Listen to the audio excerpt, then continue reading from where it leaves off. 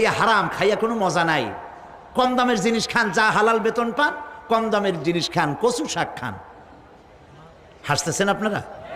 আরে ভাই, কচু শাকে 100% ক্যালোরি। কচু শাক খান বেশি করিয়া।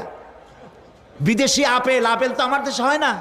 বিদেশি আপেল বেশি না খাইয়া দেশের পেয়ারা খান। 2টা আপেলের সমান 1টা পেয়ারা। কোক 7 আপ ইহুদিদের পণ্য না খাইয়া একটা ডাব খান। আর বড় সাইজের পাঙ্গাস না খাইয়া চেলা, পুটি, মলা, ডলা, কাসকি, তারপর লচ্চা, জি, এগুলো খান। কি হবে? এগুলোর মধ্যে রয়েছে ফসফরাস। খাইলে পরে চোখের দৃষ্টি বাড়তে থাকবে, হার্ট অ্যাটাক করবে না, স্বাস্থ্য ভালো হবে।